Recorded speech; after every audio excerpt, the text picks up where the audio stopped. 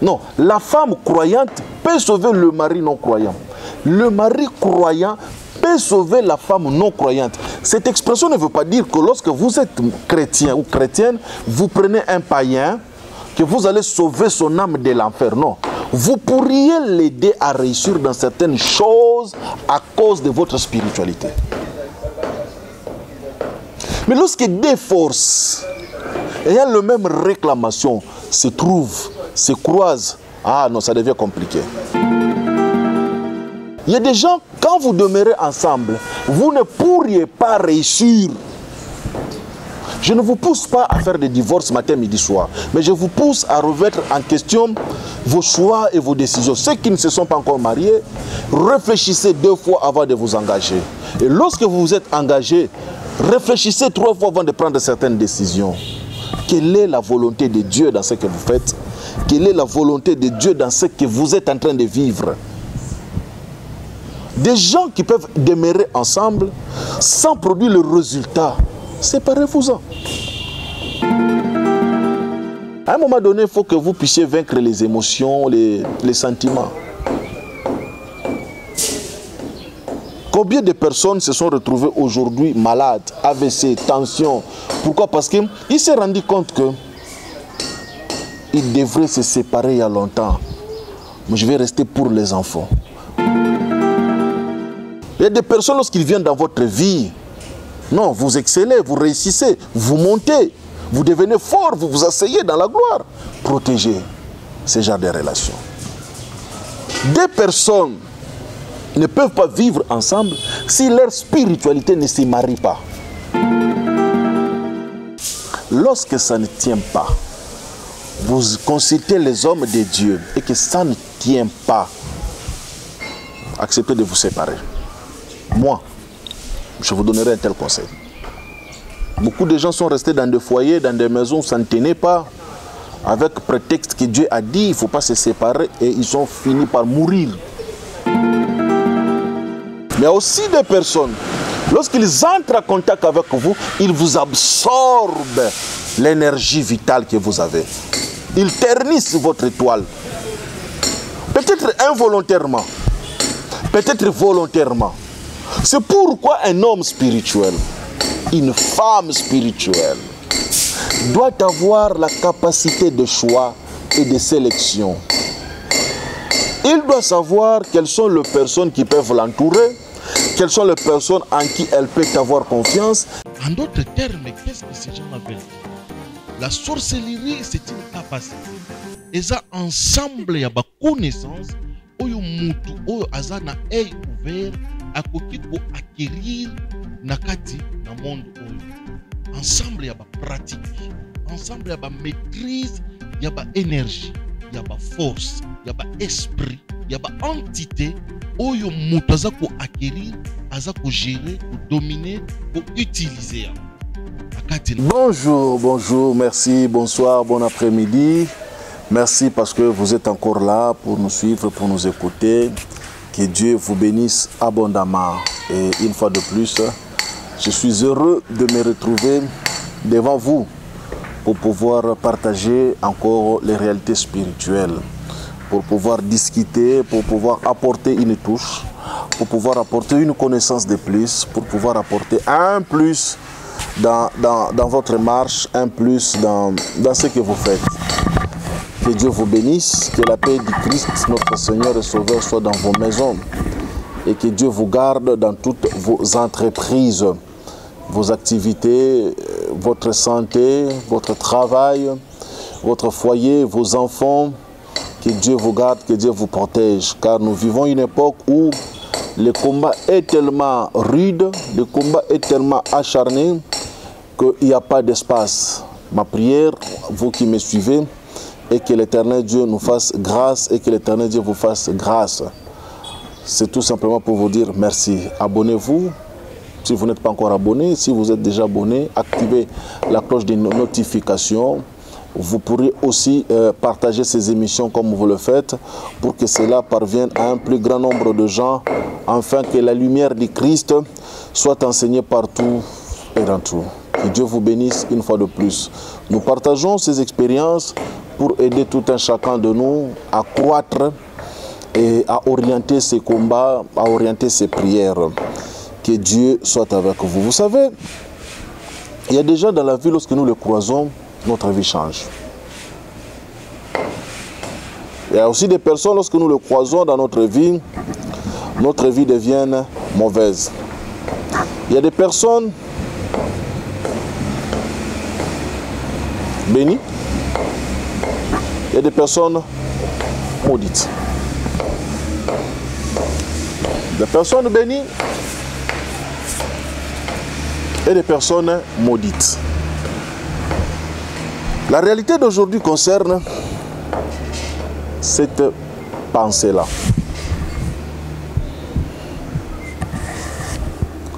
Plus d'une fois dans notre ministère, dans notre vie, nous avons eu à connaître des plaintes, des réclamations, où un foyer se dispute et disent, le mari dit, depuis que j'ai connu cette femme, ma vie est en train de chuter. Avant de me marier, j'avais une très bonne vie, une très belle vie, une vie prometteuse. Mais depuis que j'ai croisé cette dame, il n'y a que malheur sur malheur et malheur s'abattent sur moi. Une autre, la femme va dire, depuis que j'ai connu cet homme, il n'y a que des calamités et des calamités et des calamités qui s'abattent sur moi. Mais il y a aussi d'autres. Il avait une vie moyenne, une vie simple, pour ne pas dire une petite vie. Il croise une femme. La femme n'a pas l'argent. La femme n'est pas riche. Mais la présence de cette femme dans la vie de cet homme, le monsieur parvient à s'en sortir, à réussir et à exceller. Sans pour autant qu'il ne soit pratiquant d'une science quelconque. Il y a des femmes aussi, il y a des hommes aussi qui viennent dans la vie de certaines femmes. Moi je connais, j'ai vu une femme qui s'est débrouillée avec une petite activité qui ne parvenait pas à dépasser les 500, les 700 $ le mois. Il a croisé un monsieur qui n'avait pas de l'argent, qui souffrait. Mais ce monsieur a aimé cette dame, la dame l'a aimé. Et au jour d'aujourd'hui, nous parlons, ils sont dans des centaines de milliers de dollars. Avec une petite boutique que la femme avait gérée pendant 7 ans, qui ne tombait pas en faillite. Hein? Mais c'était une petite routine là. Son capital aux alentours de 500, 700 $, lorsqu'elle fait 1000 $ le mois, c'était alléluia, ça la suffisait, ses petites dîmes, ses offrandes, et ainsi de suite. Elle avait une petite maison à elle, et ça marchait. Et la dame va croiser un monsieur, le monsieur va rentrer dans son business, et au jour d'aujourd'hui, c'est des centaines de milliers de dollars qui sont en train de générer. Donc, n'eût été la présence de cet homme, cette femme n'allait pas exploser, n'allait pas éclore. Il y a aussi des hommes qui ont croisé certaines femmes dans leur vie, la vie a éclos.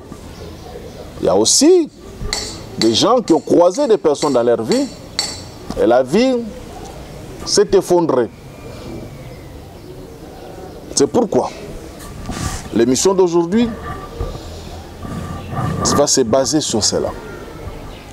Quel est l'apport que vous avez apporté dans votre foyer? Quel est l'apport que vous avez apporté à votre conjoint ou à votre conjointe?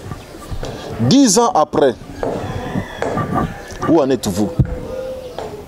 Lorsque vous faites les bilans de vos 10 ans, votre quinquennat, où en êtes-vous? Avez-vous réussi ou avez-vous reculé? Avez-vous avancé ou avez-vous stagné? Il y a aussi des gens qui vont réussir pendant 20 ans, 15 ans, 30 ans et finir dans la pauvreté. Mon histoire aujourd'hui, c'est interpeller plus d'une personne à faire le choix de qui doit vous accompagner tout au long de votre vie. lorsque vous choisissez une épouse ou un époux, beaucoup de paramètres doivent être pris en compte. Vous ne pouvez pas prendre quelqu'un justement tout simplement parce que la personne est belle ou intelligente. La beauté ou l'intelligence ne suffisent pas à bâtir un destin. Lorsque vous êtes en contact avec une personne, veillez sur sa spiritualité. Il y a des gens qui sont porteurs d'énergie positive, il y a des gens qui sont porteurs d'énergie négative. Les francophones vont dire, il a dit énergie, le mot énergie n'est pas biblique. Les francophones sont problématiques dans leur compréhension des choses. Vous savez, une femme dans la Bible, Marc chapitre 5, était malade. Elle était vraiment malade. La Bible dit une femme. C'est comme ça qu'on dit d'elle. Et tout évangéliste et tout prédicateur qui a prêché la Bible n'a jamais manqué ces passages-là. Parce que nous avons tous prêché ces passages-là. De la foi. Cette femme qui avait la perte du sang dans la Bible, comme elle est nommée ainsi, on dit la femme à la perte du sang. Femme. J'ai bien dit femme. Je ressouligne encore femme. Je crois que c'est dans Marc 5 si ma mémoire ne me fait pas défaut. Cette femme avait des pertes de sang. Qu'est-ce que la Bible va dire? La Bible va dire qu'elle avait perdu tous ses biens pour chercher la solution à son cas. Une autre parenthèse ici. De 100% des personnes qui sont venues vers Christ pour la délivrance, 90% ont eu à perdre quelque chose avant d'obtenir leur délivrance. Parenthèse fermée.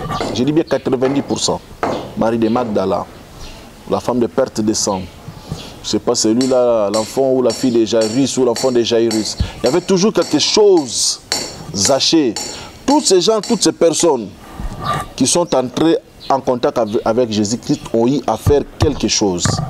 Je ferme la passe. Ça, ce n'est pas pour les petits-enfants. C'est les petits-enfants qui discutent sur ces choses-là. Les spirituels comprennent déjà. Je ferme la parenthèse. Donc, il est dit pour cette femme-là que la femme avait perdu tout ce qu'elle avait en bien pour chercher la délivrance de sa vie et elle était tombée pratiquement en faillite. Donc, pour qu'on en arrive là, ça veut dire que cette femme était une femme de bonne vie. Et quand on dit femme en Israël, ça veut dire qu'elle était quelque part mariée. Et sa maladie l'a poussée à être rejetée, abandonnée, parce que la forme de la maladie qu'elle avait était une maladie d'exclusion. On devait l'exclure de la société. Et on dit qu'elle avait perdu tous ses biens, c'est-à-dire qu'elle en avait.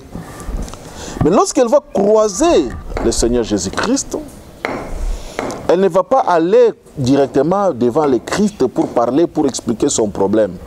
Elle va utiliser une méthode de contour. Elle va contourner le protocole, malgré son état, et tous les prédicateurs les enseignent.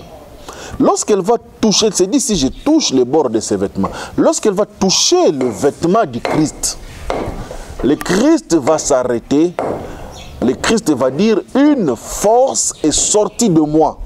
Il n'a pas dit, j'ai perdu le Saint-Esprit.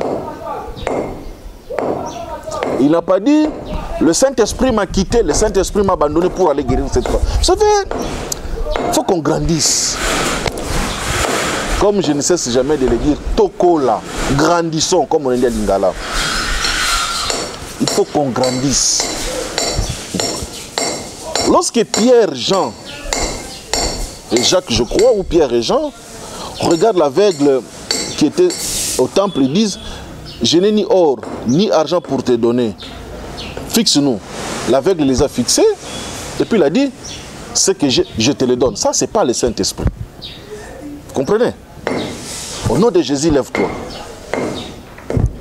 Lorsqu'on prenait les mouchoirs, on l'appliquait sur le corps de Paul pour aller déposer sur les malades. Ce n'est pas le Saint-Esprit qu'on transportait dans ces mouchoirs-là. Un chrétien, grandissons. Hein? Grandissons. Comme je l'ai dit dans une des émissions, c'est une aberration de croire que le monde spirituel c'est Dieu, Jésus, le Saint-Esprit, quelques anges, les 24 vierges, les 4 êtres vivants, c'est ça le monde spirituel. Grandissons. Donc, l'ombre de Pierre pouvait passer et guérir le malade. L'ombre de Pierre, ce n'est pas le Saint-Esprit. Jésus pouvait prendre sa salive. Jésus, prendre sa salive. Beaucoup de gens lisent toujours l'histoire où il a mélangé la salive avec la boue. Il y a quelqu'un que Jésus a pris la salive à lui, Jésus. La salive. Au jour d'aujourd'hui, avec l'OMS et tout ça, il y avait les problèmes d'hygiène. On devrait l'arrêter normalement pour problème d'hygiène. Il va prendre sa salive à lui. Il va toucher la langue du muet et il va lui dire Ephrata. Cela veut dire ouvre-toi. La personne a été guérie. Pour dire tout simplement que ça, ce n'est pas le Saint-Esprit. Donc, il faudrait que nous grandissions pour comprendre que tout n'est pas le Saint-Esprit. Oui. Donc, Jésus a créé une force est sortie de moi. Et puis, il dit que quelqu'un m'a touché, une force est sortie de moi. J'ai perdu une force. J'ai pris cette image, cette illustration pour dire que l'être humain a en lui des forces, des énergies. Et ces forces et ces énergies peuvent influencer positivement ou négativement la vie d'une autre personne. C'est comme ça lorsque vous croisez des personnes, comme cette femme qui avait la perte du sang, qui a touché Jésus. Jésus est venu pour guérir. Nulle part dans les Écritures saintes, nous avons une telle autre expérience. Bon, effectivement, l'apôtre Jean a dit on ne pouvait pas tout mettre par écrit. Mais dans tout ce que nous avons comme documentation, nulle part on a prétendu que le Christ avait perdu une force, excepté cela. Pourquoi? Parce que cette femme était non seulement souffrante, mais elle était en train de perdre. C'est comme ça qu'on a écrit la Bible. La femme à la perte du sang. Elle perdait le sang. Et vous savez le sang c'est quoi? Vous savez l'impact et l'importance du sang. Au début peut-être c'était de la menstrue, mais après à un moment donné, c'est toute une spiritualité qui était assise sur cette femme-là. Et lorsqu'elle a touché le Christ a perdu sa force. Il y a des personnes, lorsqu'ils entrent en contact avec vous, ils vous boostent. Vous réussissez dans tout ce que vous entreprenez. Mais il y a aussi des personnes, lorsqu'ils entrent en contact avec vous, ils vous absorbent l'énergie vitale que vous avez. Ils ternissent votre étoile. Peut-être involontairement, peut-être volontairement. C'est pourquoi un homme spirituel, une femme spirituelle, doit avoir la capacité de choix et de sélection. Il doit savoir quelles sont les personnes qui peuvent l'entourer, quelles sont les personnes en qui elle peut avoir confiance, quelles sont les personnes qui peuvent rentrer dans son intimité. Il y a des bouffeurs d'énergie. Lorsqu'ils rentrent dans votre affaire, vous échouez. Il y a aussi des gens, lorsqu'ils rentrent dans votre affaire, vous réussissez. Moi, je connais des gens. Il est en difficulté de logement. Il n'a pas une place où aller. Je dis, écoutez, moi j'ai quand même de l'espace chez moi, viens vivre avec moi. Il vient à la maison, vous commencez même à manquer un pain. Il y a des gens qui rentrent dans la vie des gens comme ça, tout bloque, tout paralyse. C'était de la réussite qui arrive et ce sont des échecs qui se présentent. C'était de l'avancement qui arrive, c'est de l'échec qui se présente. Lorsque vous ne réalisez pas cela, vous allez passer votre temps à pleurer, à prier, à crier. Il n'y aurait pas de solution. Pourquoi? Parce que vous êtes entré en relation avec des gens qui sont des bouffeurs d'énergie. Tous vos efforts que vous fournissez, cela ne répond pas. Mes chers amis, laissez-moi vous raconter une histoire. Laissez-moi partager avec vous une histoire. Lorsque ça ne tient pas, vous consultez les hommes de Dieu et que ça ne tient pas, acceptez de vous séparer. Moi, je vous donnerai un tel conseil. Beaucoup de gens sont restés dans des foyers, dans des maisons où ça ne tenait pas, avec prétexte que Dieu a dit il ne faut pas se séparer et ils ont fini par mourir. Peut-être s'ils avaient quitté ces foyers-là, mieux allait se présenter. Oh, frère Samir, tu nous demandes de nous séparer, mais ça ne tient pas. Séparez-vous-en. Séparez-vous. Vous n'allez pas vous tuer, vous n'allez pas mourir au nom des principes qui ne vous aident pas, qui ne vous élèvent pas. Et lorsque vous prenez une décision, soyez-en conséquent. Vous vous mariez à un homme, vous trouvez que ce qu'il fait là n'est pas correct. Vous refusez de vous séparer sous prétexte qu'il va changer. Quelle est la certitude? Si Dieu vous a réellement dit qu'il va changer, demeurez-y. Mais si vous n'avez pas cette certitude-là, il peut vous amener la mort. Combien d'hommes ont amené le sida dans leur maison? Combien de femmes ont amené des sida dans leur maison? Combien de femmes ont amené des interdits dans leur maison? Combien d'hommes ont brisé certaines lois parce qu'ils ne se sentent pas à l'aise dans la maison? Pourquoi? Un homme et une femme sont mariés légalement. Ils sont fournis tout ce qu'il faut faire, ils sont mariés. 13 années de vie commune, aucun enfant. Ils sont friqués. J'ai eu à voir des gens dans ma vie, ça je l'ai dit devant la caméra ici. Non, il y a des gens qui m'ont béni, qui me bénissent. Je ne pense pas, peut-être, je ne sais pas mon futur, mais j'ai vu des gens me bénir, mais ce couple-là m'a béni et ce couple-là me bénit énormément.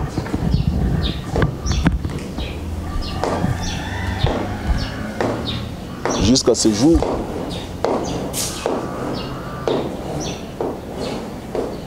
je donne les initiales SS. Personne ne m'a béni plus que ces gens-là. Je n'ai pas honte de le dire. Même Jésus-Christ, quand on a cassé les parfums à ses pieds, il a dit, il faut témoigner. Donc je témoigne. Ne vous fâchez pas. Beau silicaté, ne vous fâchez pas. Donc, ils vont faire 13 ans de vie commune. Dans ces 13 années de vie commune, 0 enfant. La femme travaille bien assise. Le mari travaille bien assis. Mais 0 enfant. 0. Un bon jour, la femme va se réveiller dans sa maison avec une perte énorme de bijoux. Paf! Elle perd ses bijoux d'une grande valeur.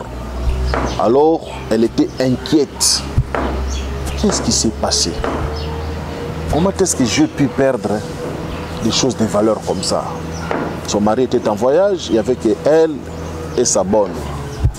Donc, la charge va tomber sur la bonne. On va faire arrêter la bonne.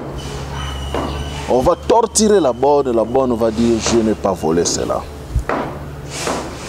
La dame, qui n'était pas à cette époque mon enfant ou ma fille spirituelle, permettez-moi, va aller dans une église, enfin dans son église, chez son pasteur, là où elle priait.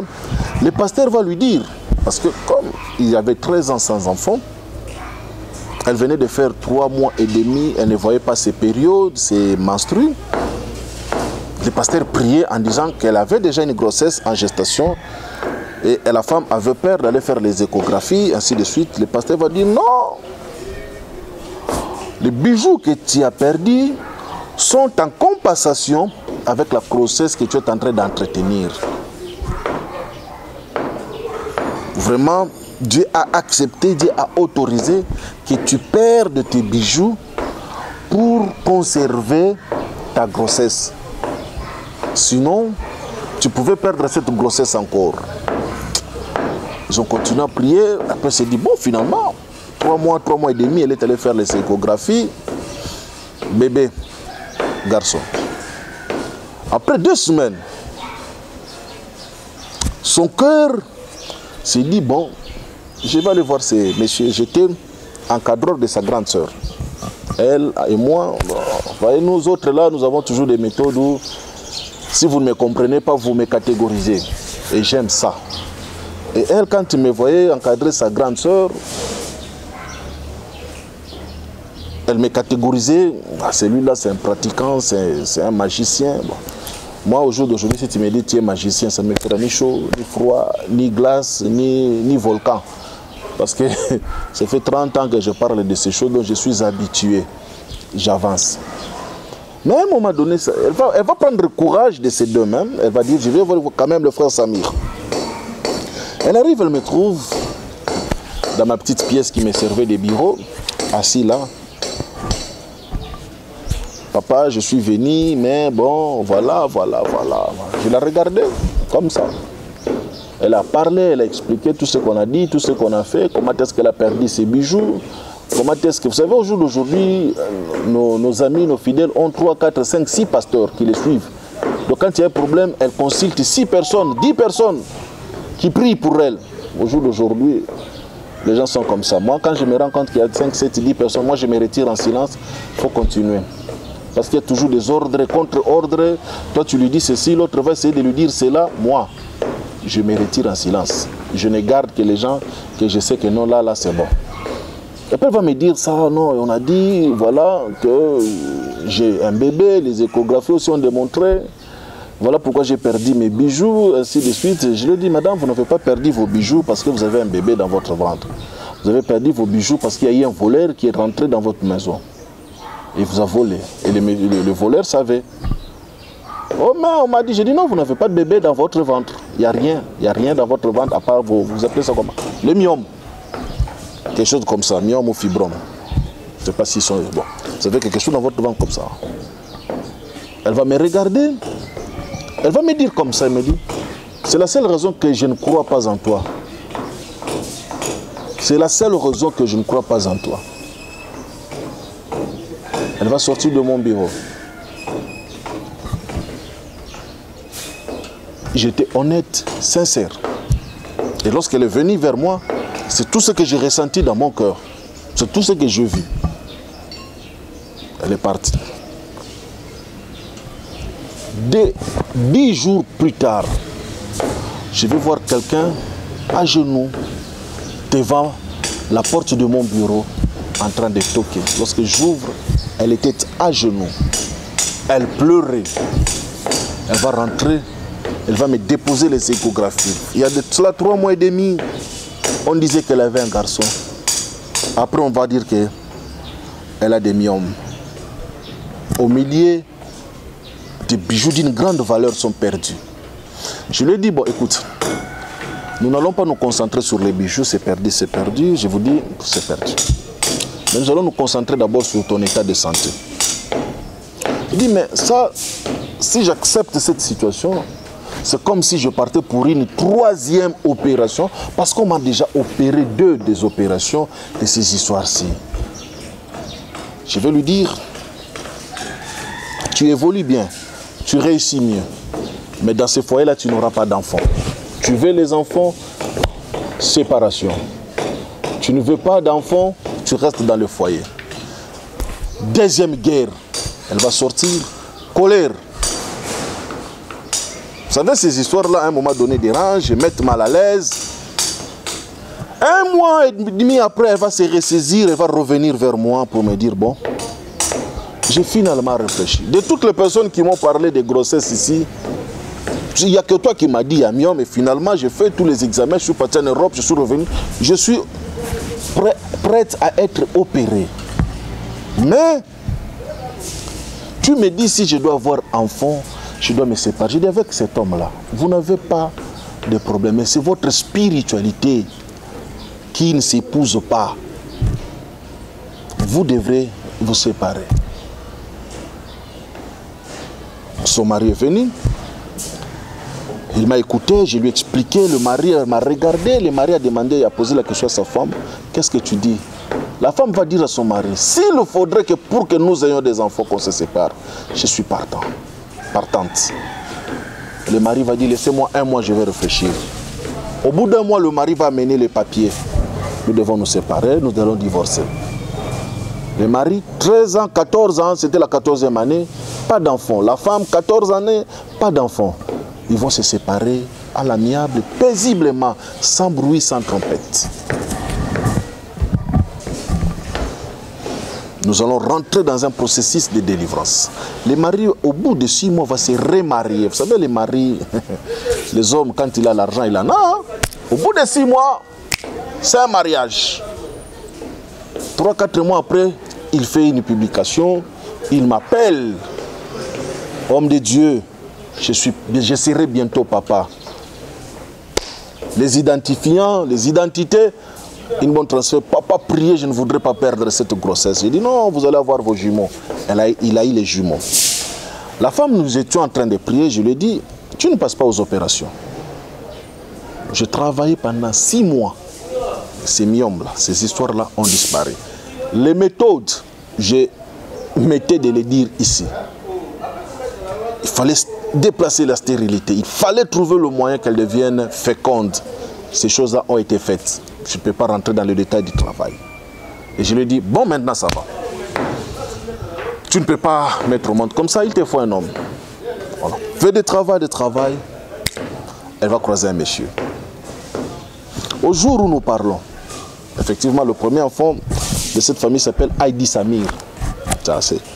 J'en ai combien? J'en ai 7 comme ça, des gens qui m'ont donné des enfants comme ça, qui s'appellent des Samir. Heidi Samir, c'est mon jumeau. C'est mon homonyme, voilà. Elle va tomber sur un mec. Décembre, il se marie, janvier, je lui dis, comme vous vous mariez en décembre comme ça, l'année prochaine ne finira pas, tu auras un bébé dans tes mains. Janvier, février, nous rentrons au mois de mars. Elle va rentrer dans mon bureau et me dit, papa, avec son offrande, elle va déposer sur la table. Elle me dit, tu m'as dit cette année ne finira pas, j'aurai un bébé. Ce jour-là, j'étais fauché comme un rat d'église. C'était l'expression qu'elle utilisait. Je sais qu'elle suit souvent mes émissions. Interdiction formelle de mettre commentaire, madame. C'était l'expression. Fauché comme un rat d'église. J'ai dit oui, je suis vraiment fauché. Je vais prendre son offrande conséquente. Vraiment, je l'ai dit encore, personne ne m'est béni comme cette famille-là. Je vais le mettre dans ma poche. Je lui ai dit, cette année ne finira pas. Tu auras un enfant. Le 13 décembre, elle va avoir un bébé dans ses bras. Un garçon.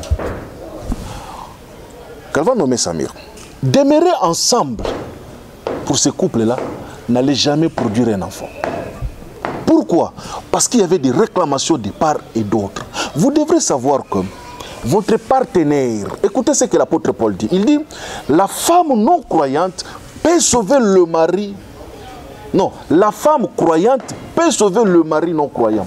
Le mari croyant peut sauver la femme non croyante. Cette expression ne veut pas dire que lorsque vous êtes chrétien ou chrétienne, vous prenez un païen, que vous allez sauver son âme de l'enfer. Non. Vous pourriez l'aider à réussir dans certaines choses à cause de votre spiritualité. Mais lorsque des forces ayant la même réclamation se trouvent, se croisent, ah non, ça devient compliqué. J'expliquerai dans une émission le problème de cette famille. Il y a des gens, quand vous demeurez ensemble, vous ne pourriez pas réussir. Je ne vous pousse pas à faire des divorces matin, midi, soir. Mais je vous pousse à remettre en question vos choix et vos décisions. Ceux qui ne se sont pas encore mariés, réfléchissez 2 fois avant de vous engager. Et lorsque vous vous êtes engagé, réfléchissez 3 fois avant de prendre certaines décisions. Quelle est la volonté de Dieu dans ce que vous faites? Quelle est la volonté de Dieu dans ce que vous êtes en train de vivre? Des gens qui peuvent demeurer ensemble sans produire le résultat, séparez-vous-en. Le foyer n'est pas une prison. La réalité spirituelle de cette dame et la réalité spirituelle de ces messieurs ne pouvaient pas donner le résultat d'avoir un enfant. Lorsque le monsieur est parti à gauche, la dame est partie à droite, chacun a pu avoir un enfant. Sinon on allait parler, prier. Et à un moment donné, un homme de Dieu peut se fatiguer, croire qu'il n'est pas puissant. Non. C'est tout simplement la loi de la compatibilité et de l'incompatibilité. Il y a des entités qui ne sont pas compatibles. Il y a des forces qui ne peuvent pas demeurer ensemble. Regardez dans le monde. Vous allez voir quelqu'un à côté d'un leader briller. Il se sépare, il échoue. Vous allez voir quelqu'un à côté d'un leader, il n'a pas brillé, mais il va, il brille. Vous allez voir quelqu'un à côté d'un leader, il se sépare, il va et il brille. Pourquoi? S'il faut comprendre, il y a des gens avec lesquels vous devrez être. Il y a des gens avec lesquels vous devrez vous séparer. C'est apprendre ou à laisser. Mais si vous n'avez pas une forte spiritualité, vous ne comprenez pas les choses. C'est pourquoi j'enseigne toujours dans mon école. À un moment donné, il faut que vous puissiez vaincre les émotions, les sentiments. Combien de personnes se sont retrouvées aujourd'hui malades, AVC, tension? Pourquoi? Parce qu'il s'est rendu compte que il devrait se séparer il y a longtemps. Mais je vais rester pour les enfants. La vie, elle est précieuse. Lorsque là vous habitez, vous vous rendez compte que ça ne va pas. Quittez. Discutez, quittez.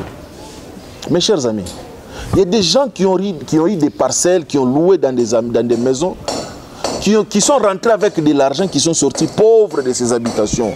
Pourquoi?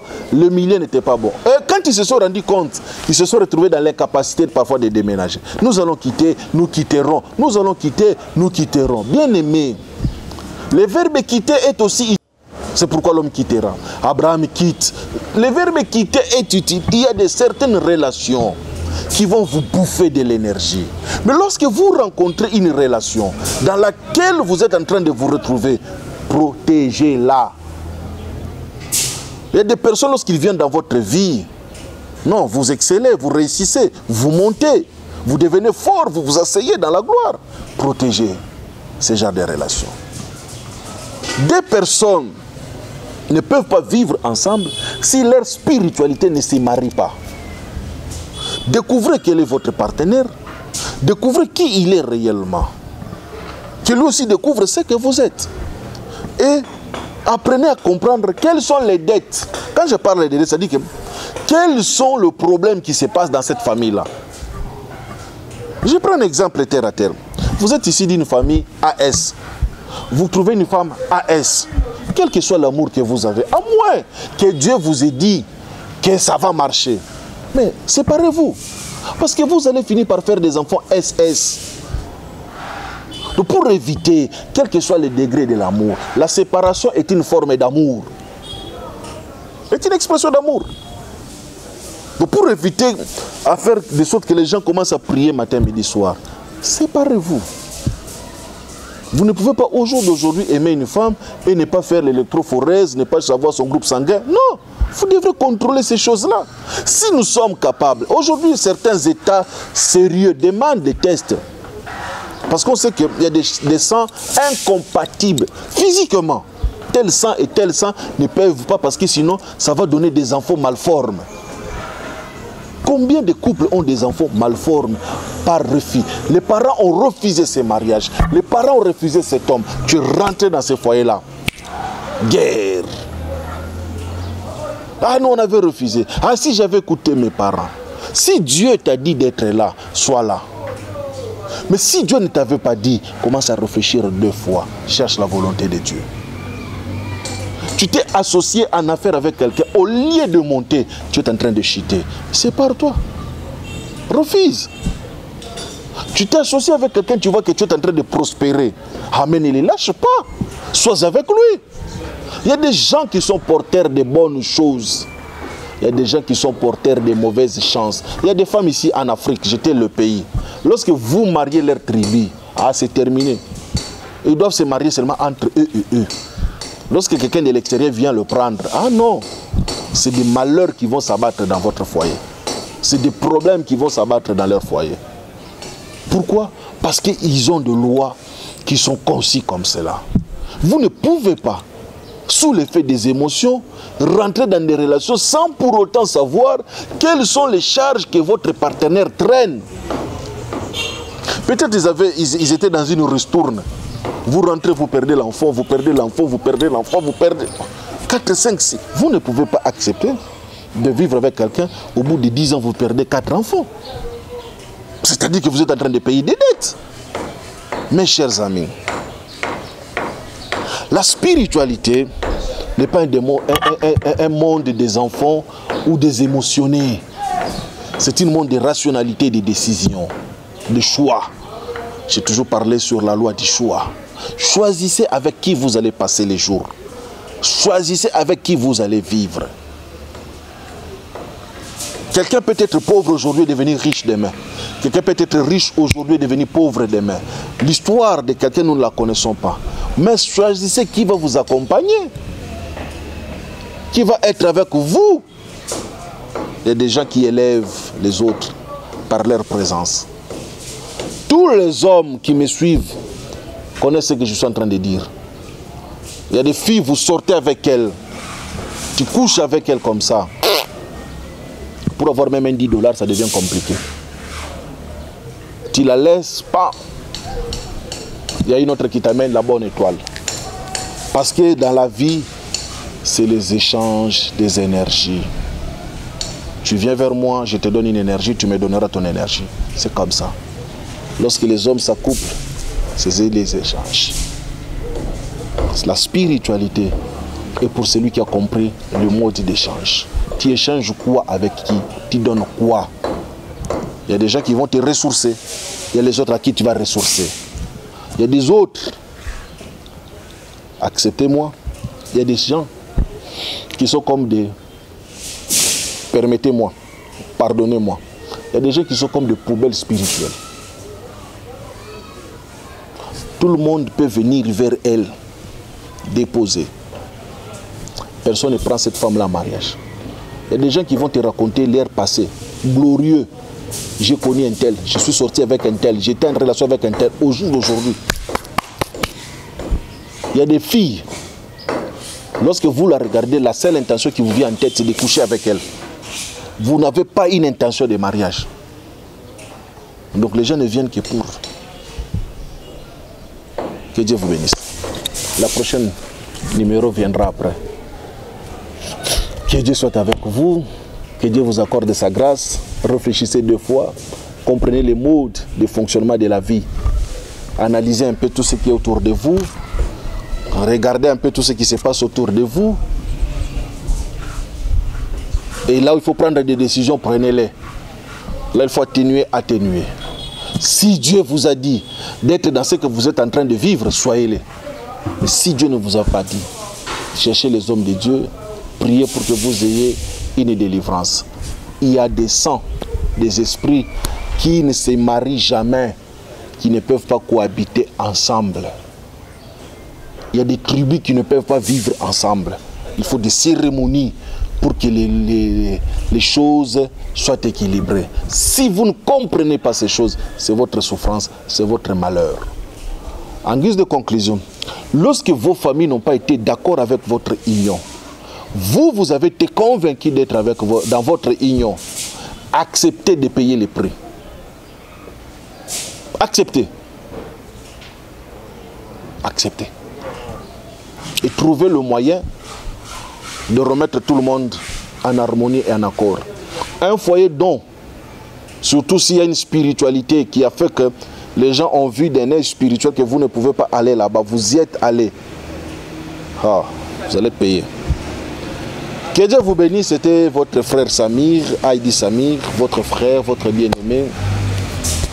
Je vous aime dans l'amour du Christ. Si Jésus-Christ ne revient pas, nous aurons encore une autre émission Réalité spirituelle.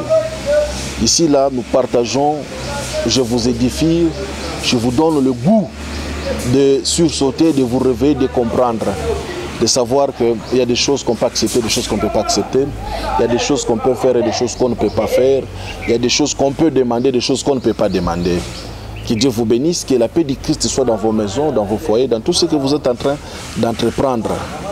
Permettez, supportez tous ces bruits que vous écoutez.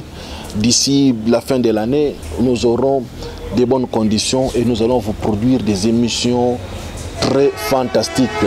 Que Dieu vous bénisse, que Dieu soit avec vous et merci pour toutes les personnes qui sont en train de se démerder pour que nous ayons tout ce que nous avons besoin. Que Dieu vous bénisse une fois de plus. Ma prière est que Dieu vous donne la capacité de choisir qui veut vous accompagner. Si vous avez déjà fait le choix, assumez. Mais si vous estimez, trouvez les hommes de Dieu, parlez, priez, discutez. N'ayez pas honte. N'ayez pas. Jésus-Christ dit, si votre main est une occasion de chute, votre bras est une occasion de chute coupée, vaut mieux rentrer dans le ciel manchot qu'aller en enfer avec ses 2 bras. Si votre œil est une occasion de chute pour vous, crevez-les, enlevez-les. Vaut mieux rentrer dans le royaume des cieux borgne que d'aller dans le royaume de l'enfer avec ses 2 yeux.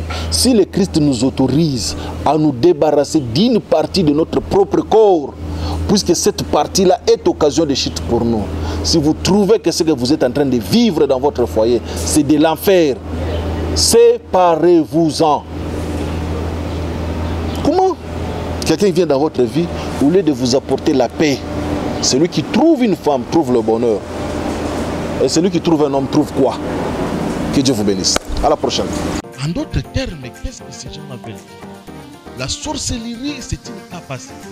Et ça, ensemble, il y a des connaissances. Oyo mutu, oyo aza na œil ouvert, akoki ko acquérir nakati na monde oyo. Ensemble, il y a des pratiques.